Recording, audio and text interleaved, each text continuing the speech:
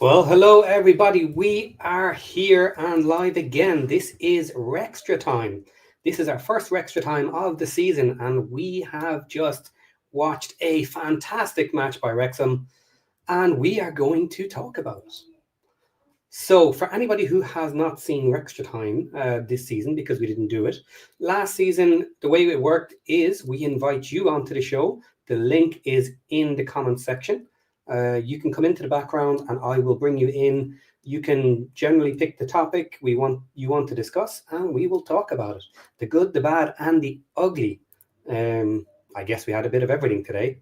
More ugly than good, unfortunately. So queue up, guys, and we'll see how long we go today. Very often we hit the 90 minutes, another full match of conversation about the match. If you are upset after that match and don't want to talk and don't come in, it'll be a little bit shorter, but I am here for you. You come in and chat, and we will stay pretty much as long as you want to stay. So, before we get into the actual match, what I'm going to do is I am going to hit the rest of the results for today while we wait for a couple of people to come in, a couple of people to jump into the background. We might as well look at the rest of the table and see where we are. So I have it here in the background. Starting last night, we had Ipswich Town versus Sheffield United. A very interesting match where Ipswich Town whacked Sheffield United 5-0, which leaves them as the only team not to score a point so far. So after 5 matches, 0 points for Sheffield United. So there are teams doing worse than us, but our results are not great, as we will see in a moment. Today, we had Charlton Athletic versus Millwall. Charlton Athletic got a red card and ended up with a 1-1 draw. After that was Oxford United, 2-2 draw with Leicester City. Leicester City got themselves a red card. Preston North End took on Middlesbrough. Again, another draw, 2-2. Coventry City took on Norwich. Another draw, 1-1. All decent results there. Draws are pretty good to keep those scores a little bit lower. Those points levels a little bit lower is what I meant, actually. Sheffield United got a little bit of an early kicking by Bristol, and then it tailed off. They lost at home 3-0 to Bristol City. Stoke City took out the win at home versus Birmingham City. Haven't seen that because it was on at the same time, but I have been told they did not play well either, Birmingham. So I will talk to John about that at some point, and we can both commiserate our losses together. Next is another draw. Swansea City 2-2 with Hull. Watford lost 0-1 to Blackburn Rovers. West Bromwich Albion lost at home as well, playing Derby County, another 1-0. And then us, we lost at home 3-1 to Queen's Park Rangers. We did have our chances. We didn't take them.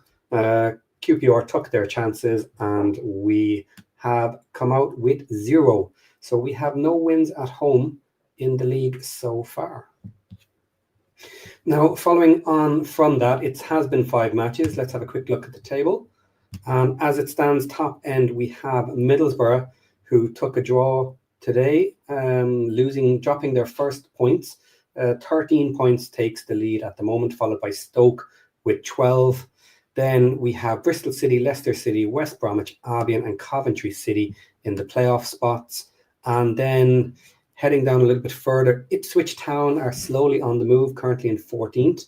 Lots of people picked them to win, so they haven't had an amazing start, but they are definitely picking up now. Charlton Athletic, who came up with us, they are ahead of us on 5 points now. 1 win and 2 draws for them. And their next match is Sheffield United, which is going to be interesting to see if Sheff can pull any points back, or will Charlton keep them down there. Also then, we are in 21st, so just outside the relegation zone with 4 points. In the relegation, we have Oxford United on 2 draws. Sheffield Wednesday on 1 draw with us. And Sheffield United pulling up the rear on 0. That's nice of Sheffield United to be very friendly to their neighbours, Sheff Wednesday, and keep them company. So with all that said, this is 5 matches out of 10. Let's say we always say, let's take the first 10 matches. We knew we wouldn't have our full strength team. We're hoping to get our full strength team soon. We need a couple of injuries to come back and a couple of our late signings to get into our first 11 to make us a bit stronger.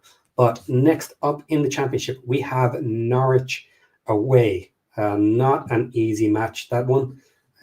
So hopefully we can pull something out of it. If not, it certainly won't be great. Following that, then we have the EFL Cup. We are at home to play Reading. I absolutely want us to win that one. Would be nice to use that time to put out a strong starting 11. But if you look, it is a Saturday, Tuesday, and Saturday. So we can't. Well, we probably will still not put our entire best 11 into that Reading match. But whatever you do, guys, don't fuck up that cup. I want to get a Prem team in the next round. Following that, then, we have Derby at home. Then Leicester away, which is another very difficult match with them coming down from the Prem. Then we have Birmingham at home. Yikes. And then Stoke away. Stoke obviously right up the top of the table second. So our next 5 are not going to be easy. So that's a nice intro, guys, a nice lead in to it. But we still have no one in the background. Now, this is a call-in show. I have lots of things to say, but this is not my show. I react to your comments. So who is going to be the first to come and join us? I am going to put out the link again.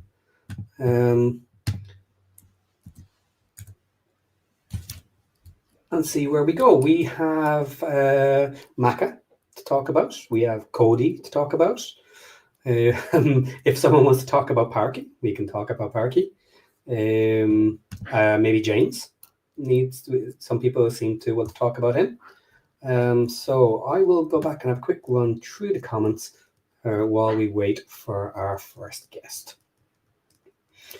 So first today was Habsification. Well done, you hit it first. Followed by John Hills. Silo de Bravos. I've been rewatching season 1 of the doc. Some old-timer in the turf wanted Parky sacked after 9 games into his first season in the National League. He is going to strive to be patient. We don't have to talk about Parky today. It is still a little bit early. But if someone wants to, then just come on in. George Williams says, not a great day. Correct. Bruce, promote Maka to player fitness coach contract. Keep him too busy for him to have to play. We can talk about that. Okay, PCH Scuba. I wasn't allowed to comment on the last show. I guess you needed to be a member. No. You have to be a subscriber to put comments in. Anybody can join the show. You don't have to be a member, so feel free to come in today. I'm happy to chat with you, Scuba, if you want to. Habsification is calling out Matty James and McLean. Steve Barton, we had chances, couldn't convert. We did have chances. We had quite a few nice chances, actually. But yet, we were not converting them, certainly.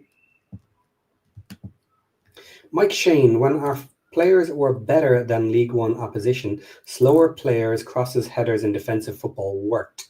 It won't in the Championship. Near relegation is what happens. Very interesting point, a very valid point. Our team will get stronger, so I don't expect us to stay here.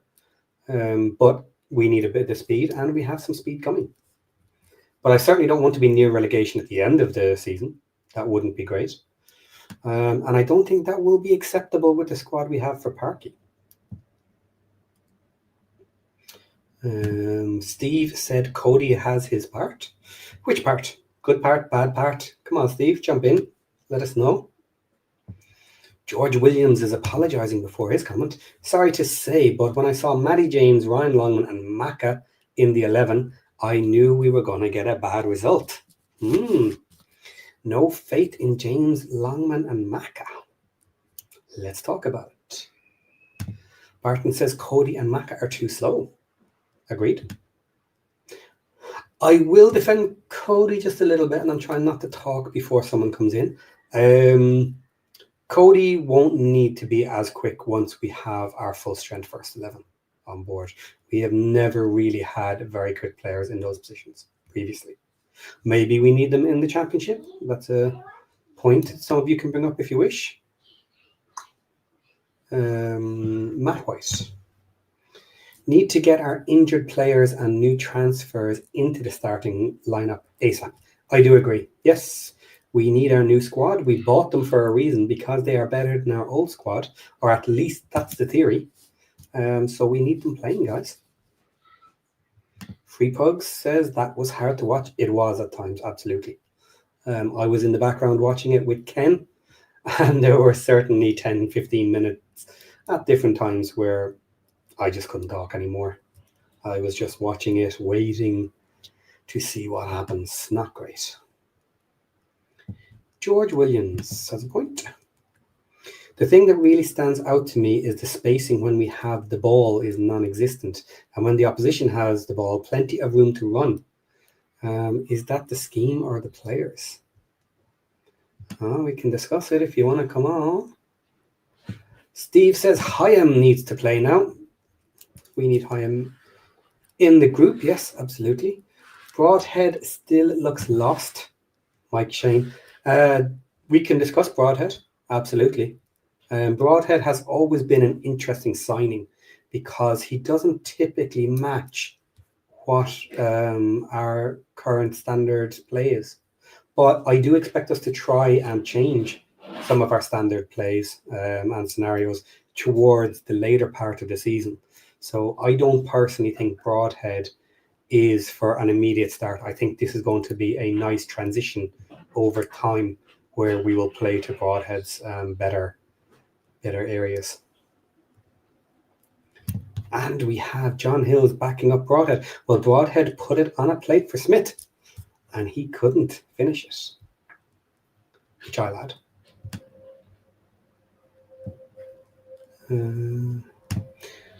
I think Hyam needs to come on for Cody, not Max. Now, that is a talking point.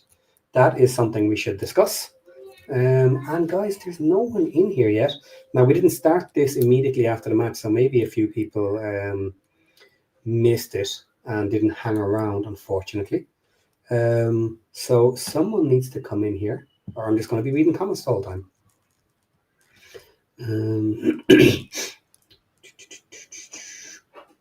Okay, everybody's agreeing in the chat on that one. John Merrill, this football arc is brutal, isn't he? For anyone who doesn't know John, he is one of our guest presenters on the show. He is regularly on board during the week. He is a Birmingham City fan, and they lost today as well. So he's not too happy, and neither are we. Okay, so I've got a question, and I'll answer this a little bit.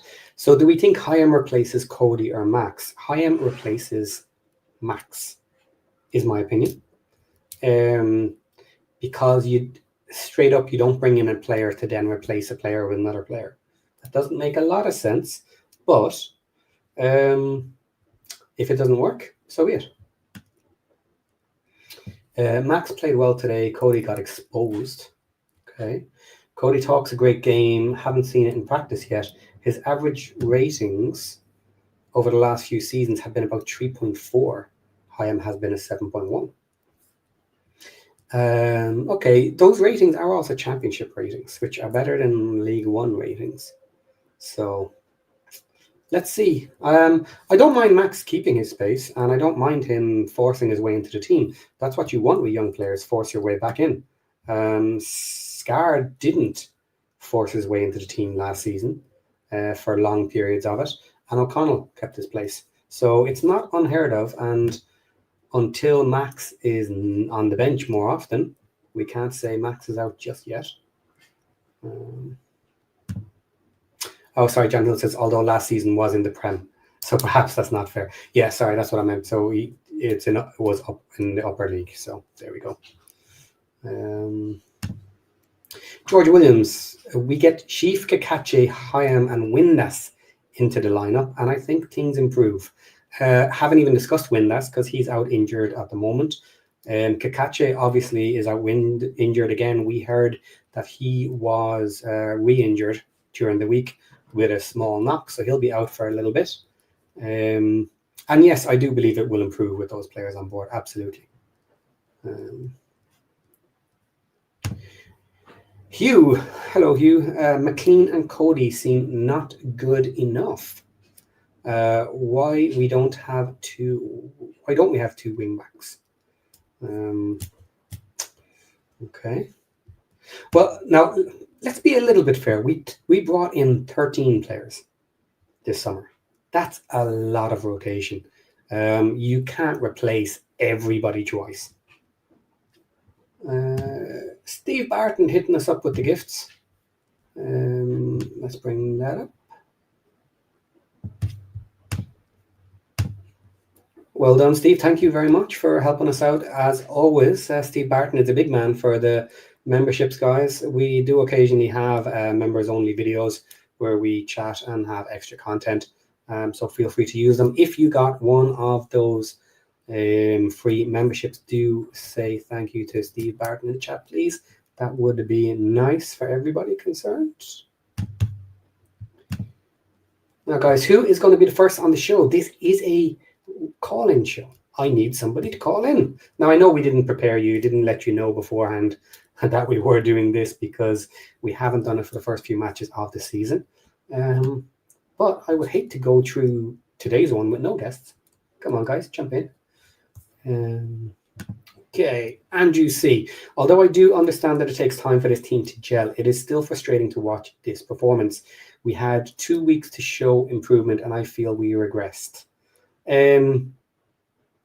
I don't think we regressed. Wouldn't be my take on it. I would say it simply showed up the weaknesses that we knew we had in certain areas of the pitch. And those weaknesses pulled other players out of position and made them worse. So that's a problem. If you're covering for other players, you're going to get out of position. You're going to leave gaps elsewhere. And QPR took their chances. They scored their goals and we didn't, unfortunately. Okay, Mike Shane. We have one quick player and he was on the bench. Where is any creativity? New players, when they get in, will help. Yeah, understandable. Parky is Parky. Love him, hate him, or something in between. We know who Parky is. Parky is cautious. He is careful, and to our detriment, certainly at times.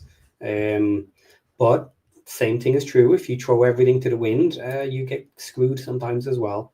He is what he is. We know what he is. And maybe that's a nice discussion that we should have at some point. Okay, Junior Ho, if you say you need players good enough for the championship, then you also need a manager good enough for the championship. You pay over 33 million for new players, but over 20 million is sitting on the bench. Yeah, correct.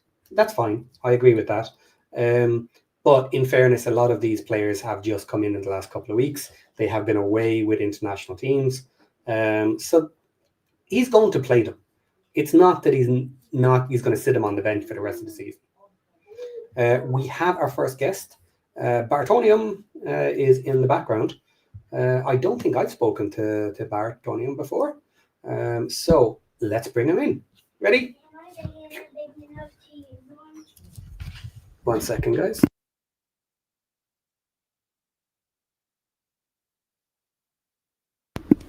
Okay, here we go.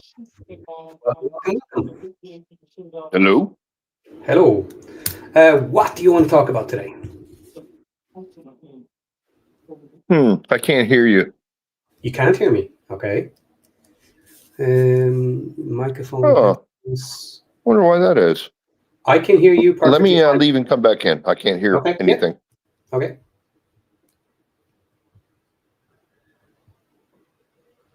Okay, some technical issues. That happens. John Merrill. Someone go keep Paddy company. Yes, come join the queue. and we'll get you in. Okay. Hello, hello. Try again. Can you hear me? Hello, hello.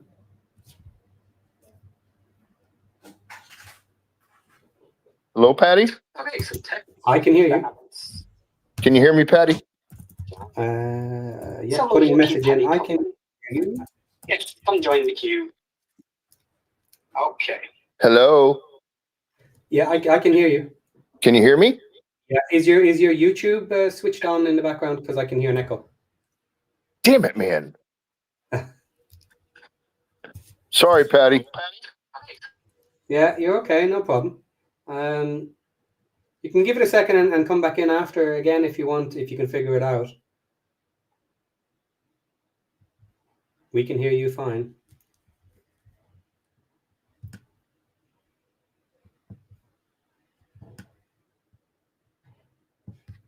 Okay, George Williamson has put in super chat for us. Still positive about the season on the whole. I assume that is a typo, because I'm not going to read out exactly what it says.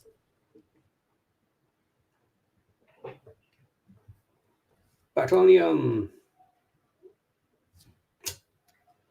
I can hear you, or yeah, I can hear you. I think you're frozen now. Okay, I'll take you out. He's gone. Anyone else want to come in while we're trying to figure out those tech issues? Thanks for that super chat there, George. Much appreciated. Let's have another shot here. Hello, hello. No, can't hear me. Okay, I'll take you out. He's gone. Anyone else want to come in while we're trying to figure out those tech issues? Thanks for that super chat there, George. Much appreciated. Bartonium, that is your YouTube in the background. There will be a delay from YouTube, so you won't be able to hear through the YouTube. Okay. Okay, from Scuba here.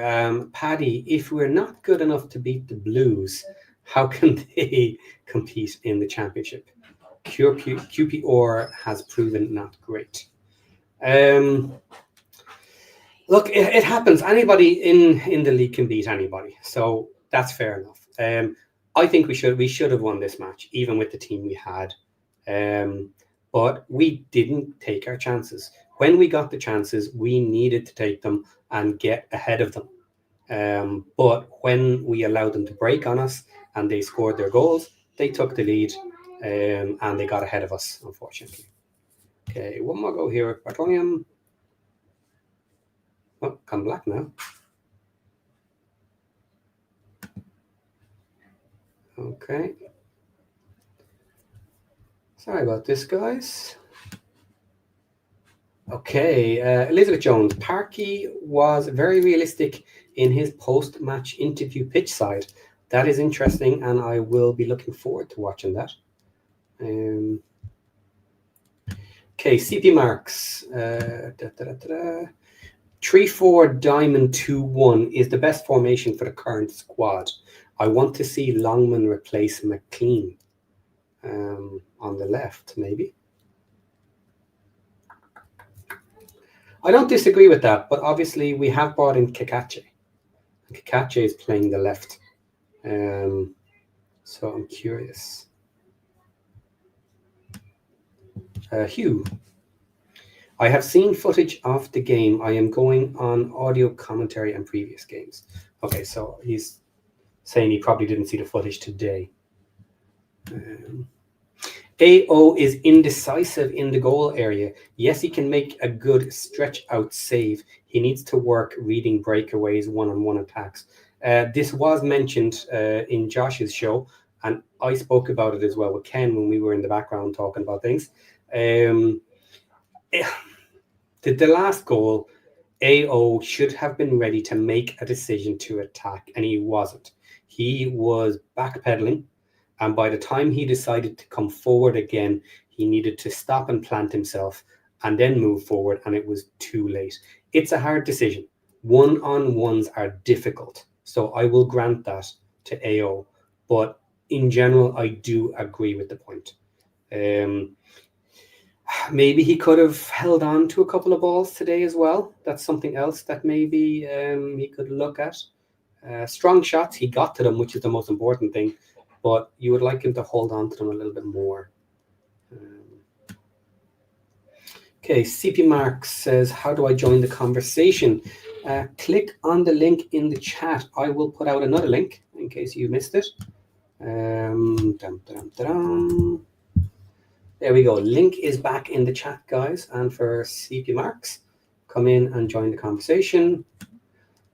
Chris Wright says Wrexham are looking like a League One team, and that is bad. Well, it is mainly a League One team, and if you have League One weaknesses in the Championship, it's going to let your team down. So yes, there's a couple. Chris Wright. Wrexham got 33 million on new signings, and Wrexham looking like League One player. Well, a lot of them aren't in the team, Chris. I agree. We've got all these new players, but they haven't been playing yet. So we do expect to get better. We need to give it a bit of time, but not a great start. 4 points out of 5 matches. That does put us in relegation territory. 1 point or less is very, very close to the relegation spots in any season. So that's not great. 4 points out of 5 matches. But c'est la vie, we have to go with it. We knew these first couple of matches were going to be hard. Okay. I think the main thing is getting the new players in ASAP. Maka and Longman shouldn't see a starting lineup when everyone is healthy. That's an interesting one. I would like to hear your take on Longman or Barney. Who's better? Who do you think?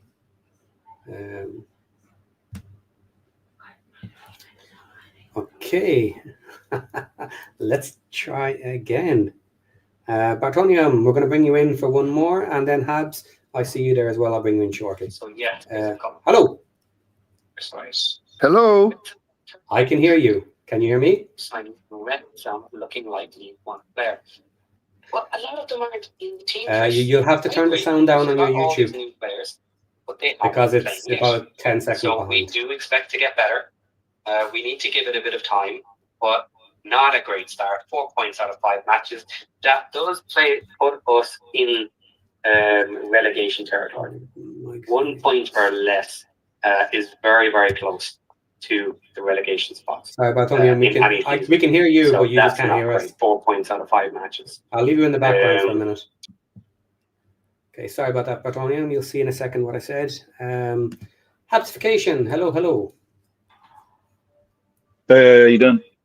Yes, I can hear you. Is it Timmy? Yeah, go ahead. All right. That I've already said this at the beginning of the season. For what that way it was going, I'm writing off the 10 to 12 matches, so it's not going to be too much of an issue in regards to any kind of like disappointment. But today was just kind of just wow. There was just so much ball watching and just standing around. There was so. Yeah, absolutely. George Williams, you're in the background. I see you, and I'll bring you in next. Bartonium, still having issues that you can't hear us, so hopefully we can get that fixed. Yeah, there was a lot of standing around, and I think from the slower players, it was quite obvious that they were standing off players. They needed the extra space to try and not have them run around them, but that obviously just gave them the space they need to pass it off to someone else. So it's not great having situations like that, absolutely. It was just that you could see it every time, and this is what I'm going to say. I mean, McLean and Matty James lost us the match. Okay. They lost us the match. They did. There were moments there that you can tell that if McLean or Matty James were just faster, they could have passed it right. But it was just there was nothing in the middle. There was just literally nothing in the middle. They were just passing it along to them. I could see it through McLean, and I could see it through Matty James. There was just no speed. there was just nothing. There was just nothing there. Now, as much as people want to come at Cody, I don't think he was the one that was that any kind of issue. There was no way he was going to do that. His job is defensive duties, and I can understand why people want to complain about his thing, but that, I mean, we can still lose. We can still concede a goal and still win matches. We can. But the way we were close on many points of actually scoring as well. We were actually the more offensive overall. There was a lot of good things that we saw on there. We were the more offensive one. We had more possession. We had better control, and in many aspects, and we could have scored on many points. They were way more defensive than us. We were way more offensive than they were. Yeah, but absolutely. And do you know what? Let's be honest about this point. We could have won that match today. We could have. But we didn't take our chances, and we allowed them to have some soft goals. They got through us, and we couldn't hold them off. Absolutely about Maka. Maka was very slow today. He was off his man, and 90% of his passes went backwards. He was the ball forward. Yeah, he was passing the ball forward, but he was doing them for crosses, though. I mean, it just felt like it was just so. It just felt discombobulated every time. I just didn't even see Matty James anyway. He just felt non-existent in the match as well. Just non-existent. There was no control in the midfield. McLean, there was this moment where I think it was Mbenge, or was it? I think it was. He couldn't even touch him.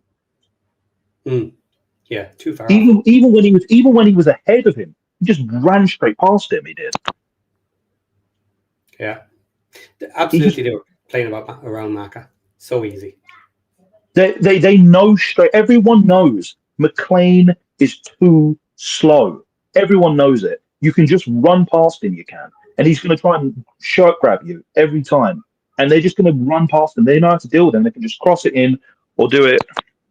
It's just he's a big weak point on our left, and he just doesn't. It's just easy for them. It's just too easy. Yeah, interesting point here from John. Maka was also left covering 2 men at times. Can't expect him to work miracles. He made a couple of mistakes, but everyone did. Saying he lost us the game is an overreaction. There was issues at times where two players were coming in on Maka. He goes for one, the other one is left completely open. That's fine. But when Maka gets caught on the move like that, it does pull other people out of position. It's not just Maka. Other people had weak areas of the game, but I don't really think Maka had a good part of the game. Very little. A couple of crosses in maybe, but he didn't do very much to progress the ball in attack. His defense wasn't amazing, but if he was left out on his own as well, that happens to everybody across the back, because we're just not good enough at the moment. We're not tidy enough, and I guess that comes from James in the middle as well. James and Maka on that side together, you could see it at times, was just too slow, and they attacked that side again and again and again. They very rarely went up the other side throughout today's game. Everyone knows he's a weak point. We saw it in the Sheffield United match. We saw it in other. We saw it in the. We saw it in the first match as well. They could just run past us. Yeah, they can just run past us through McLean, and he's just going to be left there trying to accelerate, but he can't. He can't keep up with any of them. Yeah. So Elizabeth says here, I don't think any 1 or 2 players lost us that game. There were bad decisions from a lot of the team. They opened us up too easily, and the defense could have been better. Parky's words. Okay, that's an interesting shout. Especially from Parky, you don't try and lob it onto 1 or 2 players. There was a team in it. Yes, that's fine.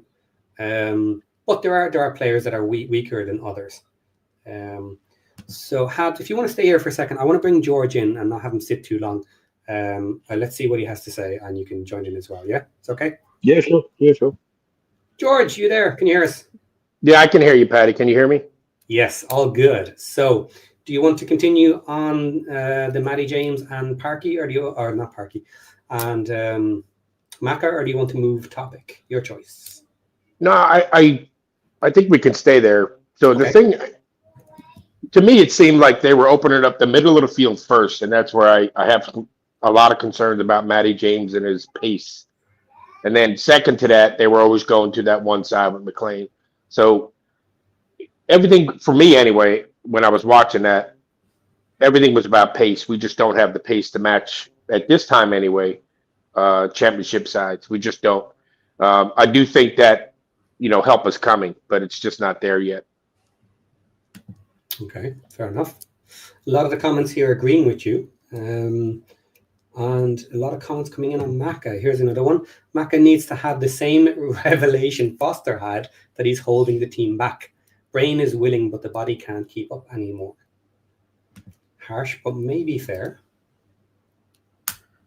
So, the other thing, Patty, is if you watch, I don't know what it is, but when I'm watching the other teams, they're, I guess we'll call them flick-ons for lack of a better word, but yeah, their flick-ons always seem to land at the feet of their players, and our flick-ons always seem to land at the feet of their players. It just, we got to get better handling the ball, and we need to figure out a way, or Parky needs to figure out a way. I mean, it's not we, I'm not there, but Parky needs to figure out a way to open this up a little bit. And if we can open it up a little bit, I think then we can get the best out of Windass, Moore, even Broadhead. But it's got to be opened up. Yeah, I agree with that. John has an interesting comment here. Cody does have the turning circle of an oil tanker, but that was known before he joined. He still thinks that he was signed with a start with. Well, he doesn't think he was signed with a starting position in mind. Experience from the bench for John. So we have James is a little slow. We have Maka slow, and Cody. I kind of agree with that comment, but I also say that Cody is in a position that we have never expected to have massive pace. He has been trying to cover a lot at the moment, and with our full starting 11, I expect him to look better once the rest of the team are around him. I don't totally think they're his flaws. What do you think on that? Is that for me, Patty? Anyone? Go ahead. Yeah. So I think we're being a little unfair to Cody in the sense today I saw a lot of the game. He had to move further out to the wings than maybe he would have liked, or maybe he's even capable of, because our play on the wings was very poor today, both sides. I wasn't impressed with Doyle all that much either today. Now I've seen him play, and I know he can play, but I don't think he had his best game today. So I think that Cody was taken out of the center a lot of the time, and the result of that was, his pace kind of showed.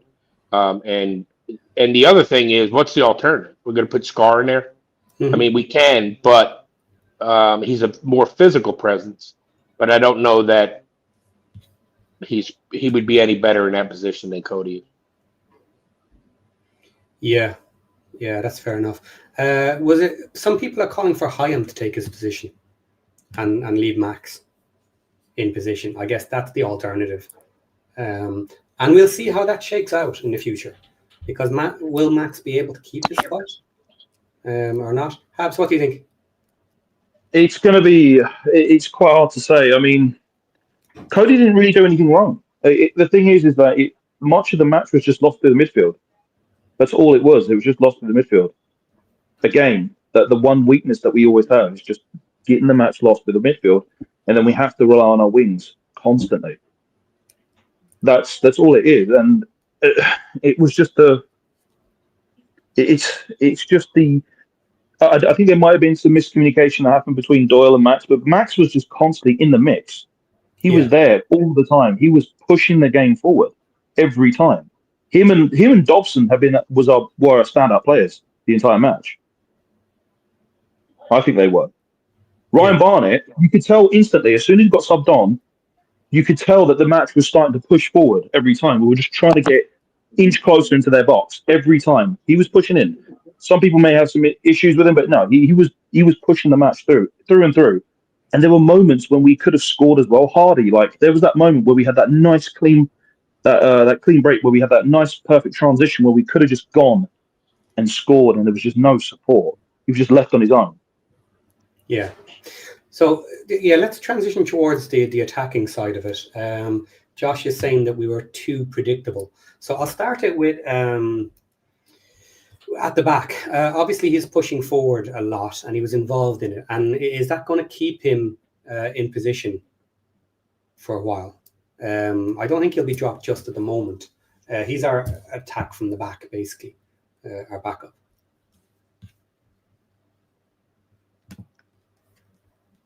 This is Kluivert I'm talking about, in case you're confused.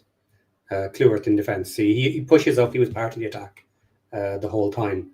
Is that enough to keep his spot? Do you think he should keep his spot? Now, we haven't seen Hyam quite yet. Yeah, Pat. So, from my opinion, sorry about that. Again, I've honestly, never seen Hyam play at all. So I don't know. But to me, I didn't see all that, that much wrong with the way Max played the game today. I don't think he had the same game he had last game, but he was serviceable, certainly. And he does provide that moving the ball forward and, getting the ball up the pitch. So, if Hyam can do the middle and we can keep Max on the wing, then that's what I would do. But I don't know. Again, I don't know Hyam's capabilities. I don't know if he's played the center position all that much. He has. he can play both positions, but the assumption was he's coming in for Max's backup position, maybe backup for both as well. But it'll be interesting to see what happens there. If you do take Max out, I'll be curious who moves forward, because we know Max gets involved in everything. He's had license to get up the front and get involved, and we saw it a lot today. So that will be an interesting one. We'll have to wait and see on that. But then as you move up the right-hand side, we had Longman and Barney. When Barney came on, it was very clear, and it was said on the commentary that when he got the ball, he almost immediately took his chance. He crossed it, he sent it into the box. Longman plays around with the ball a little bit more. He tries to get past defenders. So it was an interesting difference in style on that right wing. Who do you think should start on that side? Are you a Longman or are you a Barney? Perhaps first. It would be Barney. I'd put him. I'd always go Barney. He's always managing to do that. But the thing is, he needs the support as well. I don't know what it was today, but there was just some kind of. But there was just no support on that right side whatsoever. And we're just having to rely on our best crosser. Here's the thing. Barney is our sniper in terms of when it comes to crosses. He can get those crosses into the right people at any point. But there was just no support for him. No proper support today. And no one was getting there on time. Yeah. Longman is better. I would rather put Longman on the left as opposed to having Longman on the right. Okay. I'll jump on that. Yeah, I'll jump on that in a second. What do you think, George? Well, my preference at this point anyway would be Barney. But the thing, Kabare is, if I'm saying his name right, he's going to play that side, is he not? That's the thinking. It's also been said that he's played both sides, and he has played the left as well. So it remains to be seen, but the assumption is the right-hand side.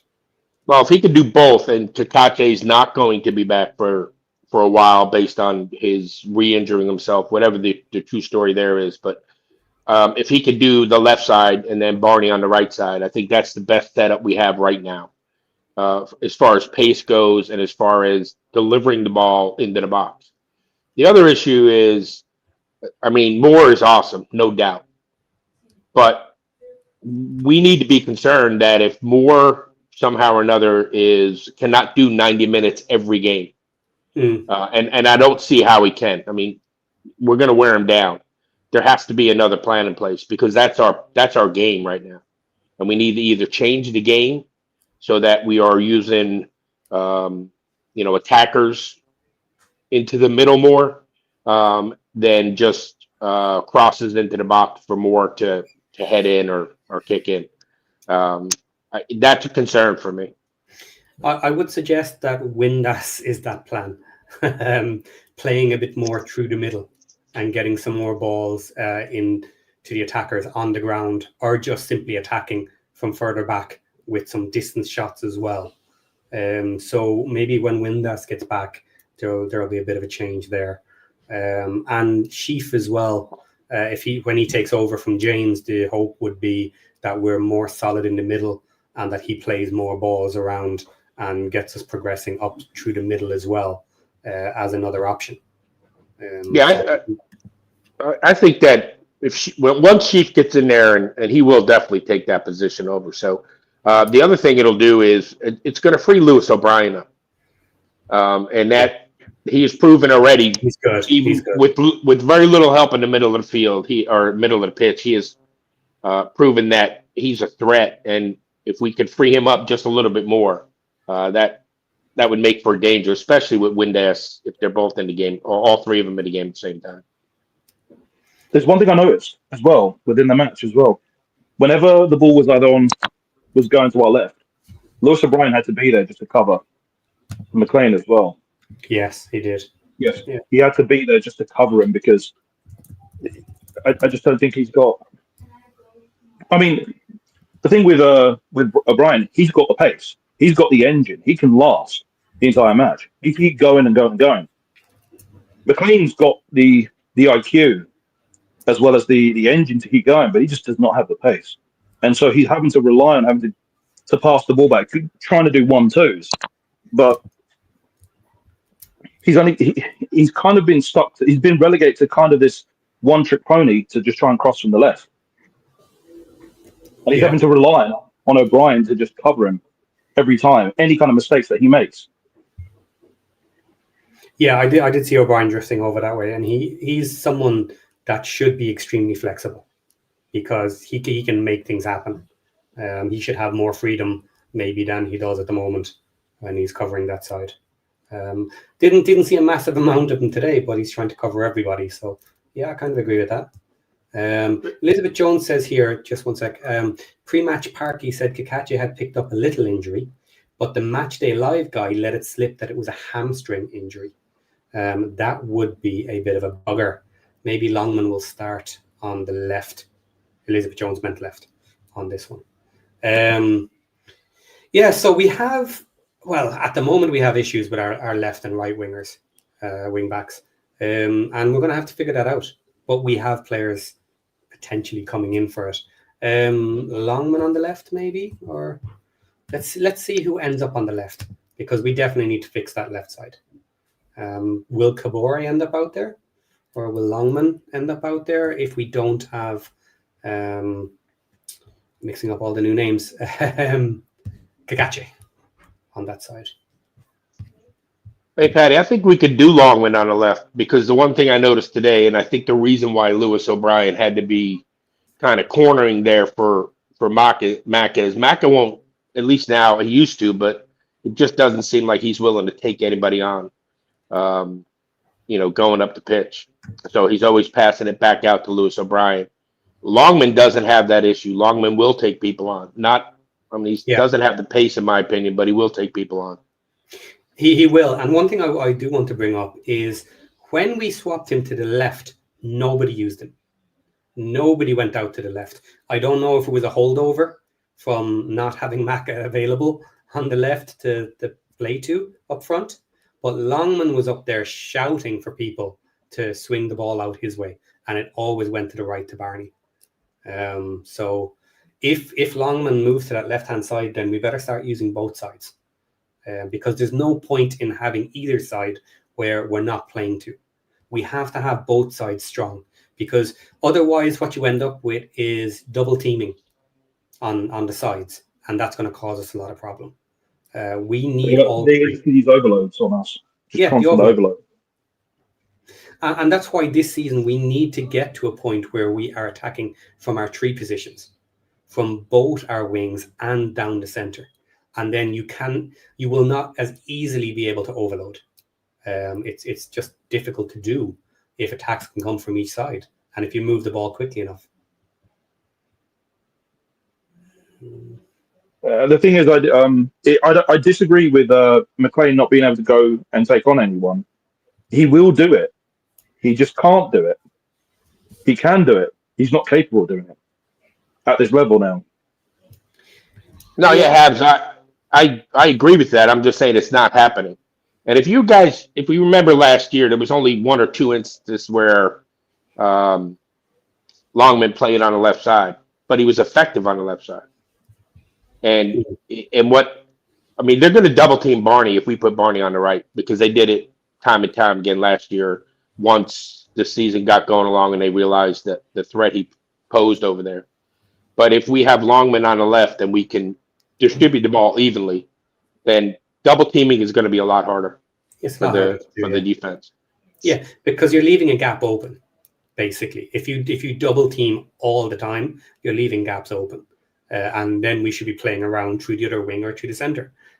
So if they're doing it late, if they're double teaming late when he's already deep in there, you can still get a cross off on two people occasionally, but you need a bit more flexibility there, a bit more freedom to get in the nice crosses, and you have to stop these double teams. We saw from Barney last season, that's kind of how he lost his place to Longman, is that they were able to double team him and he just couldn't get away with it, and he couldn't break it. He couldn't get the nice crosses in. So Longman brought in a different style, and they couldn't dominate him in the same way, at least for quite a while anyway. But it's definitely an interesting battle between Longman and Barney, and we'll see what happens out there in the future. Okay, do we want to focus on... So I want to focus on someone else. Come on, guys, in the chat, or you two guys. What do we want to move on to? New topic. We should just write off these 10 to 12 matches. I've already made that position. We should write off these 10 to 12 matches and wait until we've gotten ourselves ready for the point where we can actually challenge, because we don't have Thomason.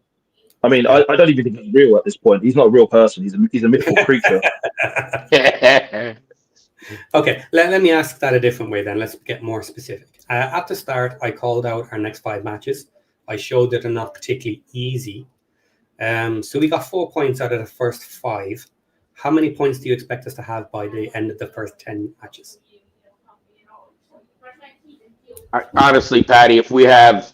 This is going to sound terrible, but if we have 10 points at the end of 10 matches, I'd be okay with that if we're progressing.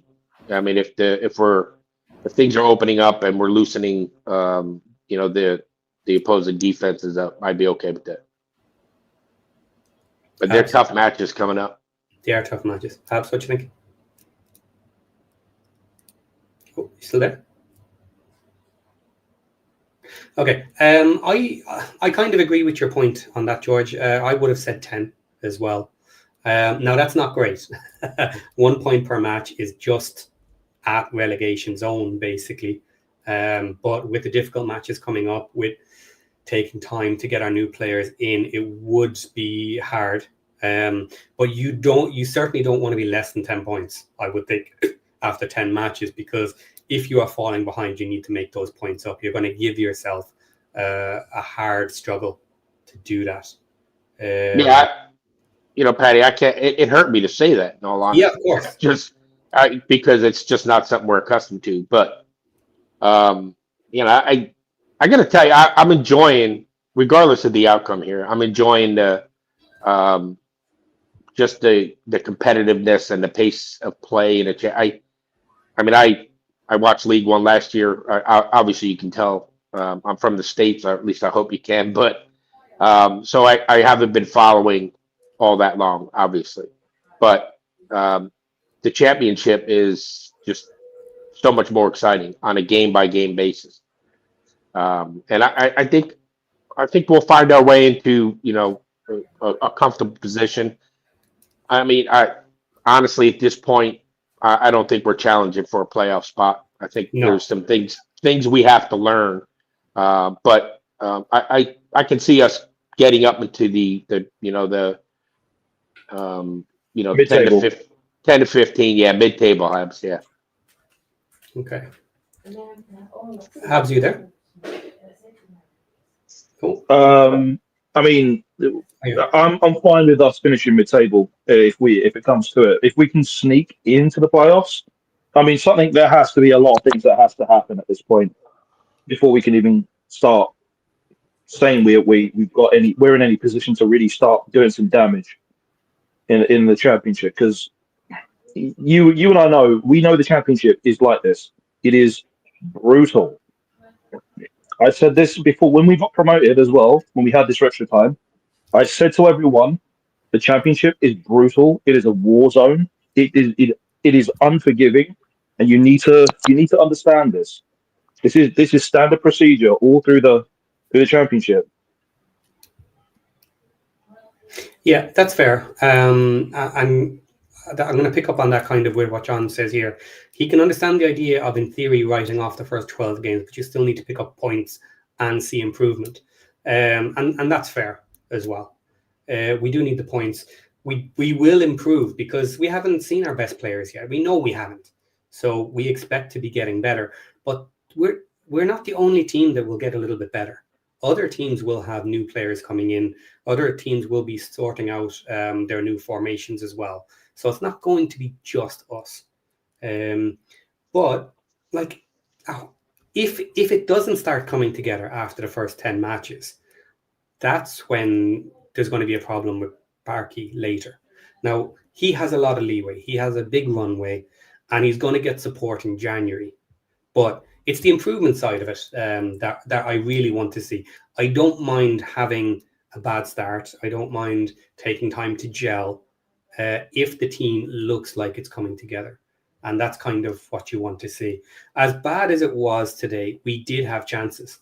And that's the comment I put up a second ago, is we had chances today. We were a better team in general. Maybe you can argue that. We had more possession and created more chances. We just didn't take them. Which is partly true. And the way we play, we could have played amazing today, had the same chances and still lost, which would have looked nicer, of course. You know, we would have been able to say, oh, we played great. We just didn't take the chances. But we played crap today. We had chances and we didn't take them. If you take your chances, you win. No one cares about a bad result, bad play when you take the points. So it's ultimately about the end goal. And normally we can do it. So let's not be too down on ourselves, but yeah, not a great start. Well, I mean, the second half, for at least the majority of the second half, we were the better team. But in the first half, I didn't see that. I just saw we were sitting back, especially in the beginning of that. I mean, that first goal, I saw it coming. I think everybody could have. And we sat back a lot. I would like to see us be more on the front foot starting the game. And I think we had the same issue last year in a lot of games. We would come out of the dressing room in the second half and just, start out pouring it on. And then, but in the first half, we just don't seem to start games that way. Yeah, especially away. You could see it. Absolutely. I mean, we shouldn't really compare last year's performance to this season's performance because we was in a different league, really. Of course. Yeah, that's fair. I agree with that, but it's still style of play. It's the readiness to want to go out and do that. I mean, it is different, clearly, but it's a trend that we've seen over the at least last couple of years. Yeah. Oh, cool. There is a trend I've seen this season that hasn't been the same from our other years. Is we're kind of aggressive in our style of attack this time. We're getting in their faces a bit more, and we're really pushing them in the attack. Now it's left us open in defense a little bit, and we haven't gotten our defense sorted just kind of yet, which I would argue is part of midfield isn't ready either. But we are very attacking compared to last year. Last year, I think we sat back a little bit more. We are moving the ball faster. Today's chances weren't amazing. We didn't convert them, but we still had chances today. And in every match so far, we had chances. So that is something different that is positive. Once we sort out the midfield and our defense and get a bit more solid, can we keep the same type of attack? Because if we can, that should be good for the rest of the season. But it's how fast can we get there, obviously, might determine our finishing spot. Yeah, I think that if we get the back three squared away, I honestly think that the attack will be better than what we're seeing now, and we can be more aggressive. But I mean, we have to get that back three figured out. Okay. I mean, the thing is that I noticed this straight away in the more or less in the beginning of the match of the first match, sort of, but more so in the second match that we have become more of a pressing team all of a sudden. We are holding more possession. We are trying to be more aggressive, but we're trying to be more aggressive while simultaneously not having the ability to go through the middle, because we can go through the sides, we can go through the wings, we can go through that channel, but it's just the middle. We can't even press through the middle. That's the only problem. Yeah, that's a very interesting point, because we constantly spoke about it last season, saying whenever you give us possession, we can't do anything with it, that we were only purely counter-attacking. Whereas we do seem to be holding the ball a little bit more and playing the ball more than last season. And this is part of the being aggressive in attack. Generally, when we're on the ball, we have been holding it a little bit longer, but we have been attacking quite quickly through that as well, and trying other patterns of attack. But it's just not working yet because we haven't got all our players together.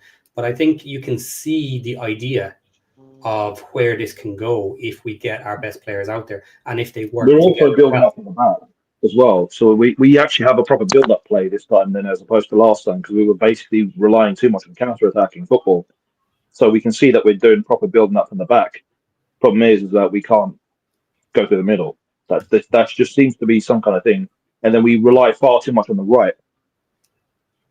Yeah. And if we don't have McLean or Kakache, we can't trust the left. If we don't put Longman, even if we put Longman in. So we're just kind of we'll stop running through those channels, as opposed to finding, and we're not creating space through the middle either. Yeah. There's no one running to place where we can find proper space in between there. There's no space being created through the middle that breaks up their defense.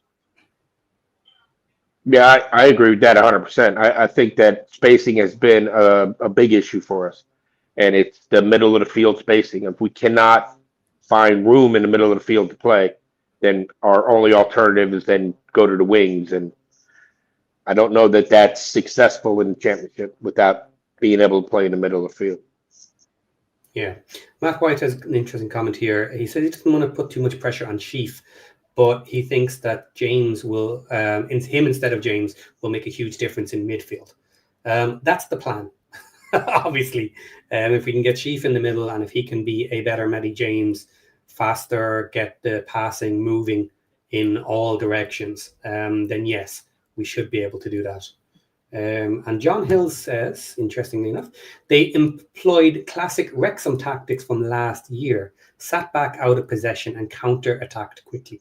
They did catch us on the counter, but they were running counters more so than long balls, or running onto long balls with open space.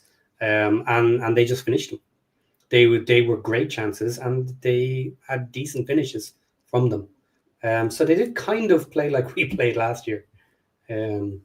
But they started that in their last match as well, playing more direct, more long ball, because they couldn't play well on the ground, and they caught us, unfortunately. I think they actually knew that we were going to come in and attack, because they've noticed the pattern that we're more of an attacking side now than we were ever in the past. Yeah. So they probably knew that we were going to come in hard on them and just start going forward and forward and forward, but going to the side. But they knew we were going to go to the sides, and we're heavily reliant on the right. We are heavily reliant, but I don't know. We just need that space in the middle to open up, because it's just because the only time we can actually get through the middle He's on the transition. That's the only time, and that's when we've got space. But we don't have anyone there to cover him. So we had Ryan Hardy at that moment. He had 2 people marking him already, going after him. No one was there. Everyone was just standing around. I noticed it straight away. As soon as he got there, no one was running in behind him. They were just standing around. There was just too much ball watching. That's what annoyed me the entire match today. Just ball watching. Man, I saw the same thing, and I think that makes Hardy not effective because he doesn't have anybody coming up to help. Right? He's out front of everyone, and then he has no options. So his like the one shot today that went wide to the right, I think it was from the left-hand side of the 6-yard box. There was nobody there. It was just him, and it's not like it was a pass directly up to him and nobody had a chance to catch up. He dribbled the ball into that area, and there was still nobody there. Well, that is a holdover from last season. Last season, we were shouting about it all season that we're not getting enough balls to our attackers, and we were scoring through our midfielders. And that was clear. And we are absolutely going for a different style this season. But that's going to happen for Hardy. Hardy is just going to be lost at times if we can't progress the ball and get it to him. We've seen that in multiple matches. But I wanted to move on a little bit to another topic that seems to be coming up in the chats a bit, was the crowd. What did you think of the crowd today? Started off nicely, but very quickly kind of stopped being loud, which is not like our home crowd. That was a little unusual today. And where's the comment gone? Here we go.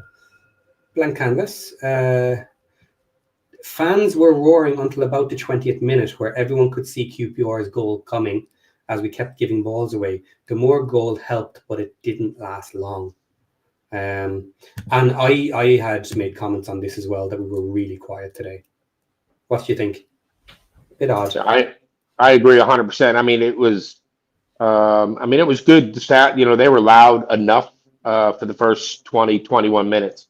But even the commentator on, I was watching it on Paramount Plus, but even the commentator mentioned how quiet the crowd got after one goal. Yeah. And that's not normally what we see, right? The crowd generally, is still in it because we've made some, amazing comebacks. And one goal is usually, especially at home, one goal is usually not that big a deal, but they went, almost silent after that one goal. Yeah. Yeah, it was harsh. I wonder, did some of the fans dislike the starting 11, and that kind of made them a bit quieter, Some people have said it in chat. They saw the starting 11, didn't see our new players, and were like, this isn't going to work. Now, that shouldn't happen. But well, Patty, that was the one person who wrote that in the very beginning of the chat was me, actually. So okay, that's fine. I just, I just looked at it, saw the lack of pace, in my opinion, and it's possible that's what everybody else saw. Yeah, and that's not like our fans. Where's the comment here? Okay, I need to... Here, John Hills. I'll go back and find the other one. Home crowds have been poor for a while. Away crowds have generally been loud all game. Now, I'm going to answer my own question there, kind of, from John. I have heard it commented on other podcasts saying that the crowds at home have not been great, and they tended to blame it on outsiders, let's say, or new fans going to the ground. And I personally call bullshit on that, because the most of the fans we have season tickets, and then there's not that many international fans and outside fans that get into the ground when you're still talking about 10,000 people. So if you're saying like a difference of maybe max 1,000 fans makes a difference to the whole stadium, yeah, and it's not 1,000 anyway, it's only a couple of hundred spaced out around the ground. That's not it. I don't know what's going on. And Elizabeth just mentioned the drum. Manny's drum Could he not get a ticket again? We haven't heard the drum for a while, actually. You need to allow drummers always in because that's been a staple for Wrexham for a long time now. So Yeah, he shouldn't have to try and get a ticket. He should just be allowed to get a ticket whenever he requests one. Like he leads the chance as well. Yeah. So it keeps us going and going and going. But it's just, I mean, it can't be that many foreign fans that are taking the placements. There isn't. No way. It can't be. Go ahead, Hack. Okay. Go on, George. No, I was going to say that the other thing is, I mean, it's a 3-sided stadium now. Okay, that might hurt a little bit, but that quiet, maybe. No, but it does. It's obviously having an impact. Yeah, I'll grant that. Okay, John Hills has a nice one here. You support the team, not individual players. Failing to support the team based on selection is nonsensical to him. Now, people did say for the first 20 minutes that they were following the team and shouting for them. But you're supposed to be that extra man. It doesn't matter if you're down 1 goal, 2 goals. You don't stomp after 20 minutes. Yeah, I think it would have been interesting, that whenever we have a good result at home, they'll always ask Parky about how the crowd was and the fans and how much impact that had. It'd have been interesting to see if he was asked that today, what his thoughts would have been on that. Mm-hmm. John also says temporary cop was never that loud, though. That's not the reason. That's one thing I will say. The temporary cop was mainly where kind of out-of-towners would end up because they're the last tickets to get sold. I've been in it myself. I've been in the cop, and it is quieter. But yeah, that's probably not totally the reason, certainly. Okay, so the comment here, and this is the one I wanted to find earlier, which is going to change topic just a little bit. So the crowd left early when we were losing, and people were calling for Parky's head. This is going to be a long season. Too early to call for Parky's head? What do we think? I honestly, I think it's ludicrous to be calling for his head. I mean, you back-to-back promotions. He's got to have a leash. Half season. It's going. He has a half season. I don't. Anybody who thinks it's less than that is. I don't know where the logic is for it. Now maybe anybody thinks it's less, but with the back-to-back, it's gonna be January. You know what I mean? He's gonna get till Christmas, half a year to see where he is, and then there's going to be support one way or another in January with some extra players. Because if we're doing badly, we'll get the extra players. If we're mid-table, we might still get extra players just because we need to build up the team for next season. And then if we're doing well, we might build up players because we're having a shot at playoffs. So every scenario, I think we're bringing in some players in January. So we know we have the money for it. We're going to do that. But first 10, 12 matches, 10 points might be kind of acceptable as the team are gelling. But between there and half season, we would need to be pushing up the table with much better performances, I think, before it should be a consideration. Yeah, I think or less than that would be a consideration.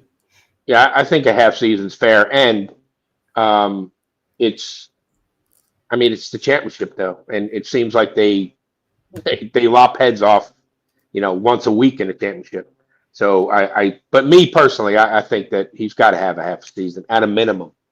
But Wrexham isn't the championship though. This is our first season here, so I don't expect Wrexham to act like all the other championship teams.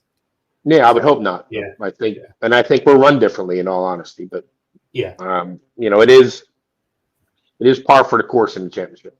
That's all I'm saying there. Okay. Anyone in the chat, guys? Any comments on Parky? Not that I'm trying to drum up any comments, so we can happily move on because it's very early in the season. But you can also support Parky. Throw in some nice supportive comments. And Steve Barton has thrown in another 5 memberships, guys. Thanks very much for that again, Steve. Always the man throwing out the memberships. What was that, sorry? Okay, and we have blank canvas in the background. So I'll just do this comment and then I'll bring him in. From John Merrill, I think the biggest question is what is the ambition of the ownership this season? Until that is known, it is hard to question Parky.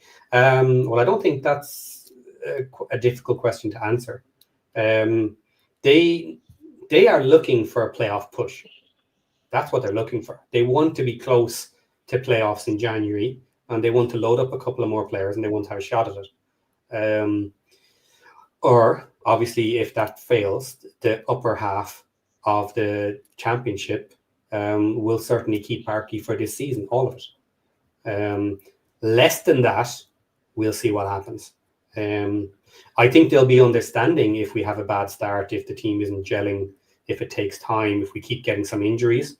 You know, they're all reasons why they would happily stick with Parky. I think they're not quick movers. I don't think they're going to pull him quickly. But surprisingly, I thought he was perfectly safe forever. But then I heard Humphrey Kerr do an interview where he spoke about Parky. And it was mentioned the expectation was very high for last season after we got to January and had a shot at it. So that was the first time I've ever heard that he needs to meet expectations. It was the only one comment I've ever heard where anyone was seriously saying that Parky has to meet certain standards, which was interesting, but it was just a one-off comment. So yeah, they want a lot, but they've given him money, they've given him players. Parky has gotten everything he needs, kind of, you know, and it's up to him to put it together now, and he has a bit of time to do it. I think the one thing that go ahead, Habs. Okay, he's got everything he wants, but he's not utilised as he is as of right now. And some will say injuries are a thing, but here's the thing: every club has injuries. Every one of them. I mean, you can hear it in Sheffield. Sheffield United, Sheffield Wednesday, Ipswich. They've all got them. They've all got injuries, even before the season started. So we can't just rely on that excuse forever. Everyone's got injuries. Even Birmingham. Look at John. Ask John. They got injuries as well. Yeah. So just relying on that old excuse of injuries isn't going to really help us for that. It's going to have to be a utilisation and change of formation in certain aspects, and it's going to have to be and having to trust certain players as well that we're going to have to use that we just brought in, because we're not going to be able to survive if we're going to stick to the system which has some of the holdover system that we had in League One, and trying to go for something new at the same time in this league, whilst we've also got the same players, but then having to rely on old players that just don't really have the pace. I mean, we got rid of Palmer, we got rid of Mullin. They just couldn't keep up with it. But then we're using McLean and Matty James, who were basically on the system. Yeah. Okay, I'm going to bring in blank canvas because I don't want to leave him sitting there too long, and maybe that'll move to a different topic. But let's see. Hello, welcome. Hey guys, how's it going?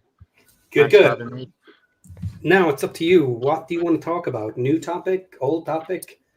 I don't mind. Just coming in, feeling. I don't know how I feel really after that result, because obviously going to the race ground, it's the race course. It's a pretty impressive thing to experience. But obviously a defeat is not what you want. Mixed feelings, but yeah. For me it is. I know we spoke about it before, but I've mentioned it to other people in the past. This season, it seems like the midfield, especially on the right, is the weakness. We've obviously brought in players to try and solve that, but they didn't. Not all of them were playing today or didn't have enough time. So obviously too early to be, blaming anyone or calling for anyone's head, but we need to see more from those, I think. And I'd like to think that Parky can see that. And this is just early days. We were asking about this earlier and kind of maybe trying to assume a few things. What do you think about the crowd and the lineup? Was there any sort of notice that they were unhappy with the people left on the bench? So the lineup was a big call out. You could hear it sort of whispering around the crowd. I think there was a lot of confusion over why we had so many players on the bench that are sort of super signings, if you like. I don't think anyone was bothered by Hyam not being on. You know, I think Max he's done enough to be starting. I expected him to come on as maybe like in the last 10 minutes just to get some game time. But yeah, the crowd was a bit weird. I think there was, this seems wrong, quite nervous, but in Parky we trust. but then I think after 20 minutes, after sort of, like I said in the comments, that I borderline lost my voice, but everyone was, singing their hearts out. But then you just started to see as Wrexham drop off, QPR get more and more into that game, and once that goal went in, I think people just started to scratch their heads, thinking, what's going on here. So it was definitely a quieter one today. It wasn't that it was silent. There were definitely some good patches, but it's certainly not like it normally is. So maybe QPR sort of felt like they could get on top of the crowd a little bit. And they were certainly having a go at trying to upset the neighbouring fans, which I did notice it started to piss quite a few people off. A few hand gestures going on. Yeah, funny game today. Who did the crowd kind of blame with the team? Could you tell?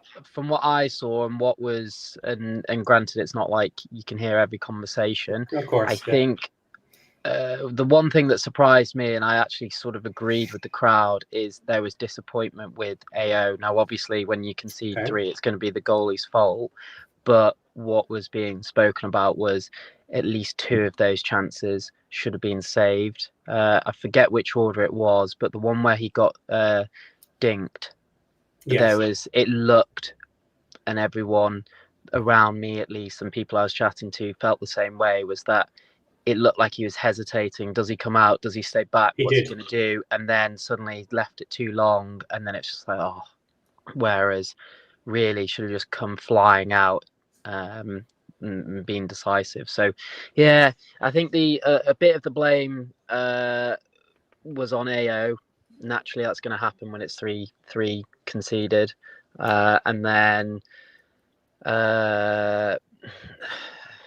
I mean, that was the main one. I think the rest of it was just frustration with the midfield and calling for subs. That was probably what I would take away from it, was there seemed to be this sort of hostility around, why aren't we making subs? What's going on? This midfield isn't working, because especially in the middle, it seemed to be that QPR were capitalising on that and then driving forwards, but then we were still going back to almost our old tactics of that sort of hoof ball. When it works, it works. I'll come back to the substitutions in a minute, but another topic we haven't spoken of was AO, and I'm going to bring the guys in here. What did you guys think? We'll go with Habs first. What did you think of AO's performance? Were you happy with him? I mean, it's first match back, really. First proper match back. But he did what he can. Can you hear me? Yeah. There's a little bit of background noise if others are hearing it, but go ahead. Oh yeah, I mean, there are moments where you could think, I keep hearing myself for some reason. Okay. George, what do you think of AO? Well, yeah, I can see why some people might have had an issue. I mean, the Kone goal, sorry, nobody's getting that one. Yeah, I'm getting a little background now here as well. Can you hear me okay, Patty? Okay, everybody else is muted. Keep going for a moment. So the Kone goal, nobody was getting that. Sorry. That was a great shot. But the one that hit his feet, which was I believe the first goal. He's got to be a little more aggressive and get in there and get that. That's how I saw it. And then on the final goal, the indecision to come out or stay back impacted that. It definitely impacted that. He either needed to come out faster and sooner, or stay back and then play the ball that way. So that indecision, and I think both of them were just indecisions. He didn't know what to do when the ball was at Yeah. his feet. So if he was more decisive, then I think we're looking at potentially just one goal. Yeah, I will always grant a bit of leeway with a goalie when they end up in basically a one-on-one, because they're pretty much supposed to lose those. You're not supposed to allow someone to get one-on-one with your keeper. That's a defensive. That's a failure of the team in the first place. But AO could potentially have done better.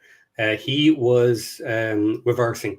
He had chosen to pull back as the player was coming in on him, but he didn't seem ready to make a decision when the first touch came, because either he gets a great first touch or he doesn't. And if he doesn't get a great first touch, you have to be ready to move immediately to attack it if you get that opportunity. And he was moving backwards. By the time he saw the opportunity, had to plant himself and then start moving forward again, it was too late. And he couldn't get there, and then it was dinked over him. So, yeah, I'm not sure other goalkeepers might have done better or not. But, yeah, I can understand why people might be unhappy with that. I think even was it Kone scored like a nearly top corner one. Because it even that one, I know you were saying, whoever it was on the call was saying that no one's stopping that. Rule, like the first rule is to cover your corner, and he didn't do that. It was the only place they were going to shoot. I would even put pressure on the defenders for sure for not throwing in a million tackles to try, but I think common sense would say cover that side. He's not going the other side. It's cruel and there's sort of fine margins, but I guess that's what you get in the Championship. And I personally think he should have saved that one as well. I think on that one there was a deflection too. I think you need to take a closer look at that, because that looked like it deflected a little bit off a defender. But and even if it did, even if there is, it's more about where you stood. Yeah. And I think that bit. Maybe we'll see.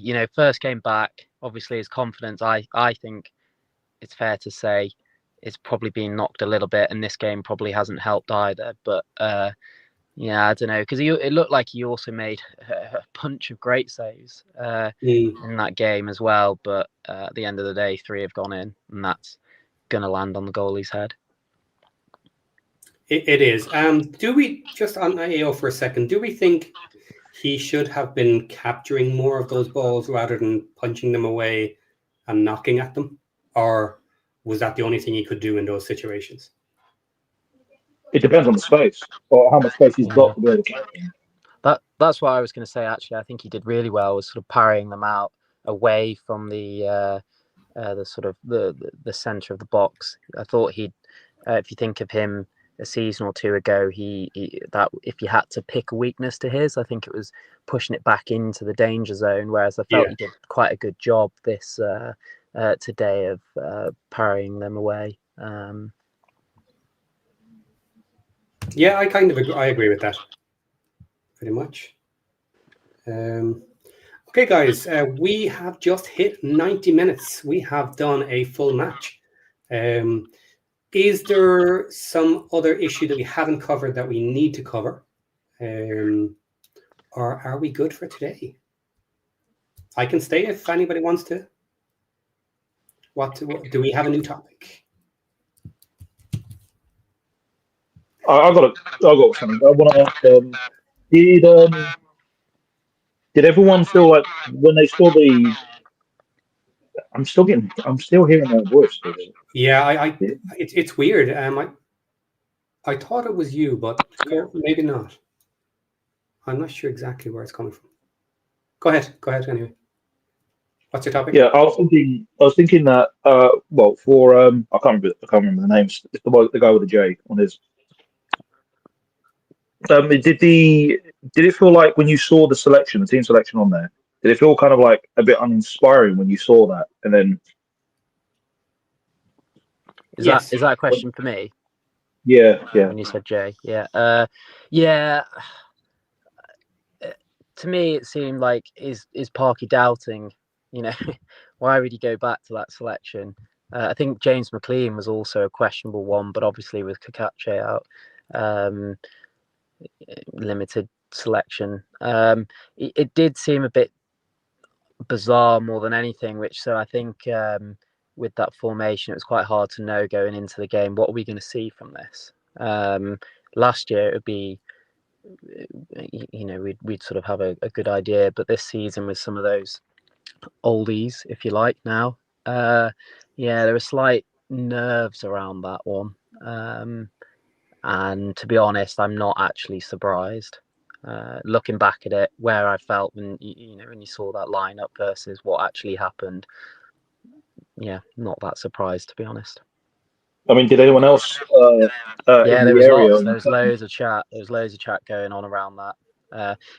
In fact, there was one call out that I definitely heard a lot of, and I think that's to be expected with the higher price tags. That so Broadhead, there was quite a bit of frustration around him, which I didn't really agree with. We haven't seen enough of him. He's been injured. He's only coming back long season, but that was definitely one where people were getting frustrated with the result, but there were fingers being pointed at him as well. I didn't see that. Fingers pointed at who? Broadhead. Broadhead. Just calling him like waste of space. What's he doing on the pitch? Etc. But at that point, the game had kind of gone. It's a bit harsh to say that. I think so, but I think that probably goes in with we still don't know where he's going to fit. So it's a lot of money to have a player where we don't really understand it, and I think that's where the frustration's coming. Is why have we got him? Yeah, I agree with that. That's my opinion as well. I've been unsure where and how we're going to utilize him, and I think it's going to be later in the season. I think he has plans for having other options and other formations, and I think that's where he's planning on using Broadhead. But we'll have to see.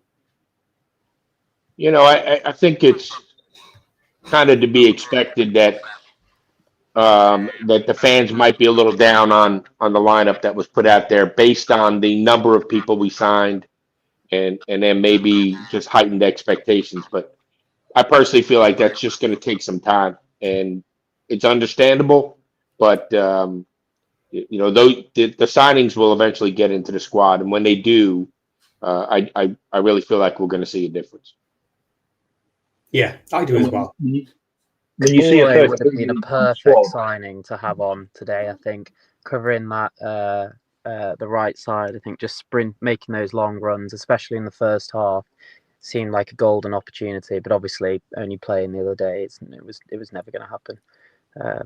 So I'm excited for that one in the near future. He should hopefully come good. Yeah, I feel like Parky knew that Kabore and Hyam were not going to be in the lineup today.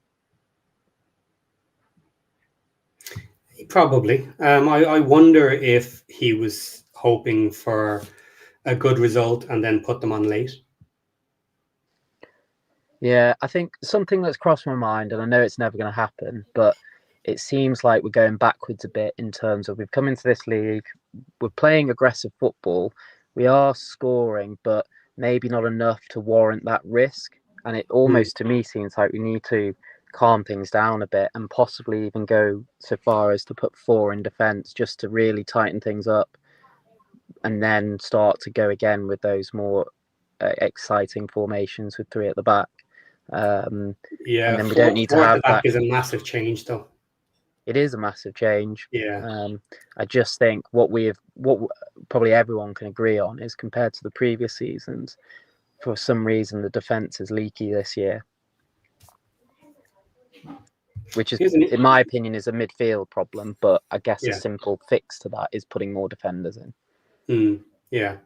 Regarding Broadhead, here's an interesting comment. Broadhead is still coming back. Well, just coming back from injury. He created a nailed-on goal in under 5 minutes, which Smith failed to take. He did have a very nice pass to Smith. He did. Yeah, and somebody brought that up earlier, and I mean, I think it was spot on. When it was said in the chat, and I agree with it now. The opportunity was there. We didn't take it. He made the play that needed to be made. And another one here is from John Hill. Broadhead fits the Windass role. I've heard a lot of people mention that, actually, that Broadhead fits the Windass role. And maybe he does, but I'm kind of a little curious as to how you fit both of them in then, which is still the same question, because it's obvious where Windass is playing, and the little bit that we saw of him, he played really well. And he looked perfect for the role that we're asking him to play. So if Broadhead does the same thing, well, now we got two in that position. Maybe we do. But yeah, we spent so much money on Broadhead to get him in. I think there's more to it than that. Because I don't want only one of them on. I would like Broadhead to find a place and to be as good. Because I don't want to lose Windass from the little I've seen. I'll be honest. I thought when we signed Broadhead, I thought it was an indication that we'd go to more of a winger setup. But there's nothing to indicate that's happened. Yeah. No change is going to happen for the first half of the season, I think. Nothing major, anyway. We're going to fit everybody into what we already do. And then potentially second half of the season, we'll be looking to expand and change other formations and other options with some of the other players. That's my opinion. Anyway. I honestly... Go ahead, Habs. Yeah, that's what I suspect as well, that there's going to be some kind of slow evolution towards something completely different towards this. And also at the same time, we just have this mythical creature that just seems to exist. That this George Thomason creature, I don't know what it is. What is this creature? I've never seen it. Is there some kind of legend? I thought there was going to be a wild card where Parky had tricked us all and he was going to be on the line. Well, not in the lineup, but at least as a sub today. Obviously not. I think it's brewing. Well, I'll tell you. Is George Thomason some kind of scary story that you tell kids? Kind of like Kaiser Soze. You're rat on your pop. Kaiser Soze will get you. Well, it's going to be an interesting one because I know we're all joking about it, but kind of everybody is building up Thomason now. And I really hope he's good because everybody is kind of thinking he might be this magical new player that just makes everything work. He better be worth it. I hope he doesn't fall flat on his face. Well, he wasn't that expensive. So I don't know what people are expecting from him. He could be great. I think we should have just gone for that South American, just gone all in for that one. Maybe he doesn't want the Wrexham weather. Yeah, I've never seen. Go ahead, Abs. Oh no, I was going to say that he did show interest in wanting to come to Europe. So I'm not. Is Wrexham the first place you think when you say you want to go to Europe? A lot of people. It's a place where a lot of South Americans want to come to and say, "Oh, I want to go to the Premier League." It's a great company championship. Get discovered. We could sell him off. Boom, we get money off of him. Yeah. I think the expectations that we have now for Thomason is, he's he said, I know he's a captain and he's League One coming up the championship. I know, yeah. I think we need to tamp that down a little bit, except for the fact that they seem to be pushing that kind of narrative that, or maybe we're pushing the narrative that Thomason's going to be a savior, and that's a lot to live up to without ever even appearing yet. I haven't heard anybody say that Thomason is going to be the man, other than half joking in comments. So it's taking on a bit of a life on its own. It's quite fun, but he's going to be brought into the cup games, isn't he? There's no way Parky's chucking him into the championship right away. He's not a miracle maker. Well, there's a I guy heard, that uses hair dye that mentions Thomason all the time. I heard he's a spirit or a ghost that lives inside a haunted or derelict house. Right. Okay, guys. I think we'll leave it there. That's a bombshell, isn't it? Our mythical player that will eventually come and save us from our dire ways and our long ball football. I heard he's And Batman as well. he probably is Batman. One final one from me. Do we Go on. reckon Smith starts next match? Smith instead of Hardy. Yeah. What was wrong with Hardy? There's nothing. There just wasn't the flair either. Okay. Yeah, for me, I if Windass can't go, then I think it's Hardy over Smith. I just haven't seen anything from Smith other than the header this And he year. missed. The thing that crosses my mind is that whoever is playing that role, they're going to be heavily reliant probably on Moore bringing it down for them, unless they get some lovely ball from O'Brien. Who has the best finish in the box, Smith or Hardy? And That's an I would interesting go one. Smith. I know people have seen those worldies from Hardy the other day, but that's outside the box. Yeah, no, I think there's some. That's valid in all honesty. I But mean, also Smith is on the, Because today if it you get the looked ball, like, goodness me, how many sort of soft shots did we have that could have been something so Yeah. close? I Yeah. think on another day, flipping heck, it would have been 5-6 goals Wrexham would have scored. Finishing, whoever is playing that role, yeah, that needs tightening up, I think.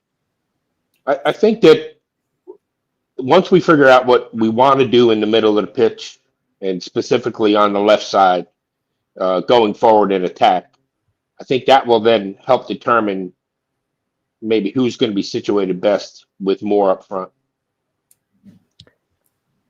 Yeah, especially, and no doubt the pressure will come off when it's not conceding 3. It might be 1. Yeah. I do wonder with Smith, does he kind of deserve a shot? Hardy has now had his shot. He looked okay to me. Yeah. The guy got in decent places, but he did make some mistakes as well, and he didn't finish some of the chances he got. So I think that's an why not give area him to his shot? strengthen. Yeah. January possibly, if we're really going for playoffs, it could be a repeat of last year where we're just not scoring enough. Do we go in for someone else? Don't know. But if we don't do it this January, I don't think we will. I think next summer that's going to be an area they'll look at addressing, because I don't think Hardy or Smith are good enough for what we're trying to get towards. Whereas you would say, like, Moore, fantastic, couldn't really ask any more from him. Yeah. I always thought that he was exactly the type of player we needed. That his style just worked with us. And and my The God, he fans has so definitely far. enjoyed singing his name today. That was beautiful. Yeah. Okay. the thing with Smith, I was going to say, is that if he can get on the end of that ball, and there are many moments he can get to that ball, he will score, and he has done it for us this season. He did it for Sheffield Wednesday. Yeah.